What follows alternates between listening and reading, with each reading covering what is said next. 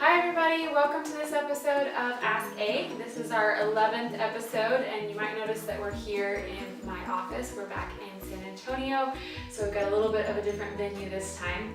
But let's go ahead and dive right in. We're going to do our first question from Paige O. And she says, I would love some of your tips on flying with a toddler. So I've written about this a couple times. Once when I was flying solo with Cora, I talked about my tips. And then I've also written about flying internationally with a toddler to talk about my tips for that kind of travel. And really my biggest thing that I like to do is have, first of all, an iPad charged and ready. I think that's like modern day travel essential, is to just have an iPad.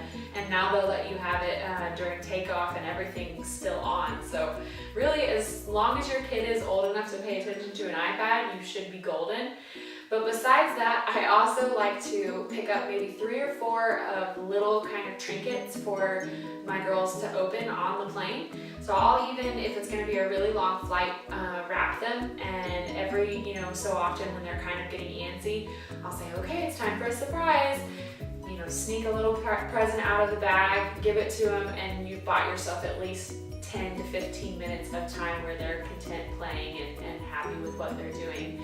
I also obviously load up on snacks, load up on, at least one sippy cup full of water. Bring a change of clothes for sure, because it's inevitable that somebody's gonna have a blowout and you'll need to change them in the airport. Also, if you have a connection, make sure that you Google or search on the airport's website if they have a kids area. A lot of places do now. Dallas has a really nice playground. I know Houston has a mother's nursing room where you can actually go in and let your kids kind of run around if there's nobody else in there at that time. More and more I think airports are kind of becoming a friendlier place for kids. So make sure that you research that if you have a long layover. That way you're not just stuck trying to keep them contained in a space at your gate. And that's really it. I'll link to my posts as well that I've written before where I kind of go into a little bit more detail. But just relax, and if your kids, it's kind of like that, they can sense fear kind of thing. If you're relaxed, they're going to be relaxed. If you're uptight and freaking out over every little thing, then they kind of sense that something's up, something's going on, and it just kind of snowballs from there. So hopefully that helps. Don't worry, I think people are pretty understanding these days, and you'll make it one way or the other. Our second question is from Kelsey S. And she says, what are your opinions on the Zika virus? So as many of you know, Kelsey is actually my sister, and she's expecting and getting ready to take a trip to Cancun for a little baby moon before the baby gets here. And so she called me the other day and asked me about Zika, and I thought I would go ahead and add it into this episode because I've had quite a few friends that have reached out about Zika and wanted to know from our experience living in Mexico how bad it really is and if there's really anything to be concerned about. So I know it's a really, really scary topic and nobody wants to think about potentially harming their child or harming themselves for that matter. But I still personally feel that the Zika virus has been blown kind of out of proportion.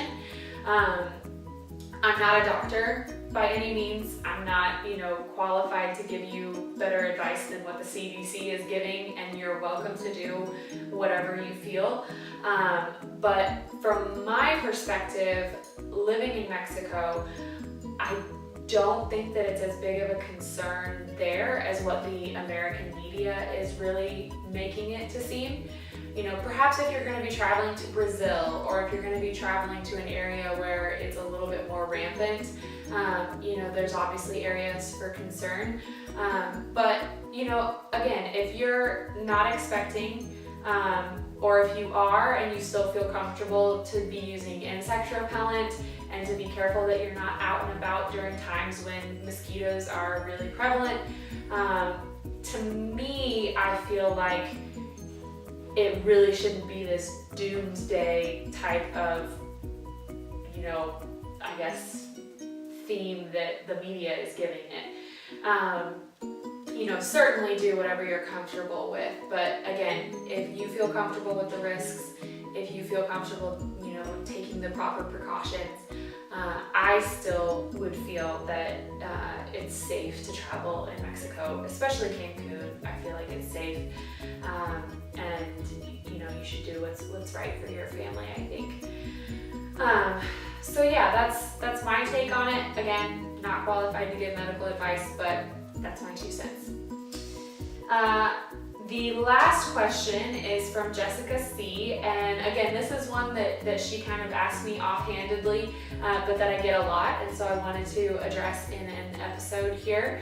And she said, can I share your blog posts? Which is a very simple question. I realize that we're not tackling anything major with this one. But I wanted to make sure to tell you guys that please, anytime that you guys feel like you want to share something or comment or retweet or regram or whatever you want to do, it's not going to weird me out. It's not going to make me feel awkward that you did that. It's going to make me feel absolutely honored and humbled that you would share something like that. And it really is I told Jessica, it's the biggest compliment I can receive as a blogger and as a digital media person is if you feel compelled to share something that I'm doing or react to it or what have you. So yes, please share at any time, even if I'm not directly asking you guys to share something. I know a lot of times I feel like I'm bugging you to share or to tell your friends and whatnot, but even when I don't necessarily come right out and say it, if you want to share something, please by all means feel more than welcome to do that. So I just wanted to make sure that that's clear so that you guys don't feel weirded out or concerned before you do share, or if you're holding back and wondering if it's okay. So yes, that's my definitive answer. Please share. And that's all we have for today. That knocks out our 11th episode. And if you guys have any additional questions below, if you want to comment and let me know what those are, we can address those in the next episode. And I hope you guys have an awesome day. Bye.